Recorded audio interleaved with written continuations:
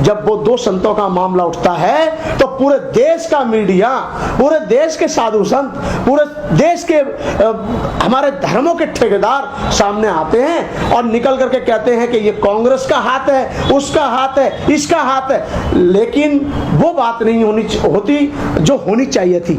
और आज जब 8 पुलिस वाले शहीद हों, चाहे हमारे देश में शहीद सेना का व्यक्ति हो जो हमारे सीमाओं की रक्षा करते हैं, जिनकी रक्षा के उसमें हम लोग संरक्षण में रहते हैं सुरक्षित, चाहे वो शहीद हो, चाहे हमारे सिविल पुलिस का नौजवान शहीद हो, शहीद तो शहीद ही है। और ऐसे शहीद परिवारों के लिए हमारी पूरी सहानुभूति है। बड़े दुख की भी बात है कि आज उनके परिवारों में से उनका साया उठ गया। और मैं समझता हूं कि उन 8 पुलिस वालों को, उनके परिवार वालों को न्याय भी मिलना चाहिए और जिन्होंने इस बड़ी घटना को अंजाम दिया है उन पर सख्त से सख्त कार्रवाई उत्तर प्रदेश सरकार को जल्द से जल्द करनी चाहिए। और की है तो बहुत अच्छी बात है, उत्तर प्रदेश सरकार बधाई के पात्र हो सकती है। अगर नहीं किए तो मैं वो अपील करूंगा, मैं उम्मीद करता हूं उत्तर प्रदेश सरकार से और केंद्र सरकार से कि उस पर सख्त से सख्त कानूनी कार्रवाई की जाए। आज पूरे देश का माहौल आखिर क्यों बिगड़ रहा है? किसी ऑटो वाले से बात कीजिए, किसी से भी बात कीजिए, सब कहते हैं 2014 से पहले बड़ी सुख शांति पूर्वक जिंदगी हम सब लोग जी रहे थे। आज क्या हो गया? आज कहीं ना कहीं सरकार कोरोना वायरस के आड़ में अपनी पार्टियों का निर्माण कर रही है और अपने पार्टियों कार्यालय तो बना रही है, कहीं एलसीडी बांट रही है, कहीं कुछ कर रही है। लेकिन आज जो लाखों करोड़ों जनता बेरोजगार है उस पर उस सरकार का आज भी ध्यान नहीं है। नौकरी देने की बजाय नौकरी छीनने की बात की जाती है।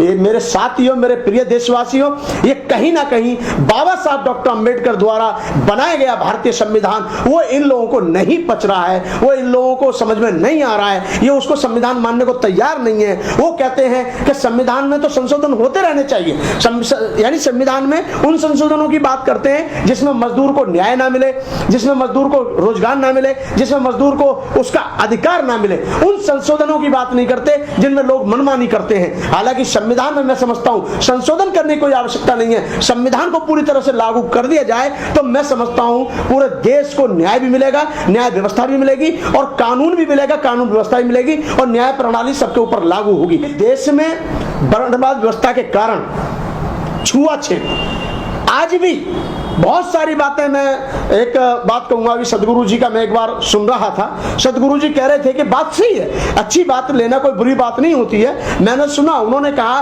बाबा साहब डॉक्टर अंबेडकर को लोग इसलिए एक्सेप्ट नहीं करते, इसलिए एक्सेप्ट नहीं करते क्योंकि वो शुल्क कास्ट में पैदा हुए। बिल्कुल ठीक है, मैं समर्थक हूं, क्योंकि बाबा साहब अंबेडकर कास्ट दूसरे समाज में पैदा हो गए होते तो न जाने बाबा साहब को कब का प्रधानमंत्री तो छोड़िए, राष्ट्रपति भी छोड़िए और भारत रत्न भी बहुत पहले मिल गया होता। इस विषय पे मैं बात नहीं करना चाहता। मैं ये कहना चाहता हूं कि बाबा साहब अंबेडकर को सिर्फ और सिर्फ लोगों ने दलितों का नेता बनाकर सीमित कर दिया है, जबकि बाबा साहब अंबेडकर हर समाज के नेता हैं, देश के नेता हैं। विदेशों में भी जो हमारे बौद्ध अनुयायी रह रहे हैं और विदेश के जो दूसरे भी हमारे महामहिम राष्ट्रपति जैसे शख्सियत बाबा साहब के बात का और बाबा साहब के कार्य का लोहा मानते हैं। ये हमारे लिए बड़े फक्र होनी चाहिए कि भारतीय संविधान के निर्माता बाबा साहब डॉक्टर अंबेडकर हैं। वो किसी को पचे ना पचे, लेकिन भारतीय संविधान को मिटाने के लिए जो भी कोई कोशिश करेगा वो मिट सकता है, क्योंकि भारतीय संविधान तो स्थायी है, क्योंकि उसमें वो व्यवस्था है हर मानस को, हर जनमानस को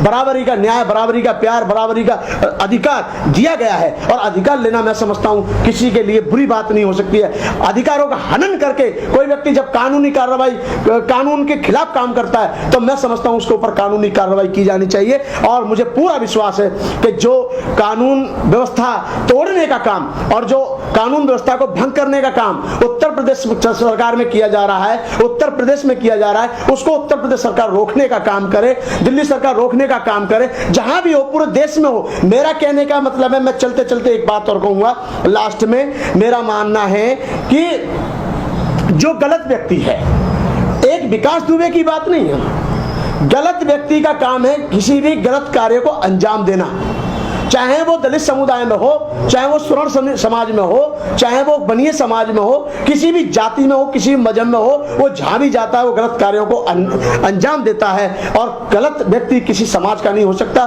किसी देश का नहीं हो सकता, किसी जाति का नहीं हो सकता, किसी मजहब का नहीं हो सकता, किसी समुदाय का नहीं हो सकता। मेरा मानना वही है कि गलत तो गलत है और गलत को उसके किए की सजा मिलना बहुत जरूरी है, और जिसके साथ हुआ है उसको न्याय मिले, जिसने किया है उसको सजा मिले। मैं ज्यादा ना कहते हुए मेरे देशवासियों, आज आप सावधान हो जाइए फेंकू भाषणों से, जो बहुत दिनों से सुन सुन के लोगों के कान पक चुके। अब पूछना चाहिए सरकारों से कि 2 करोड़ लोगों को रोजगार देने का वादा किया था, उनका क्या हुआ? हमने 5-6 साल गुजार लिए आपकी उसी आस में। 15 लाख रुपए देने का वादा किया था, उसका क्या हुआ? अच्छे दिन लाने का आपने वादा किया था, उसका क्या हुआ? बहुत सारे और भी लंबे लंबे वो जुमले थे, जिन जुमलों के सहारे हमारे देश की सरकारें बैसाखी के सहारे चल रही हैं। अगर सच्चाई होती, अगर भारतीय जनता पार्टी ने सही में काम किया है, देश के अंदर वाकई में विकास किया है, तो मैं समझता हूं ईवीएम को हटा करके चुनाव कराना चाहिए, क्योंकि सत्य के लिए तो कोई भी चुनाव जिताने के लिए राजी हो जाएगा।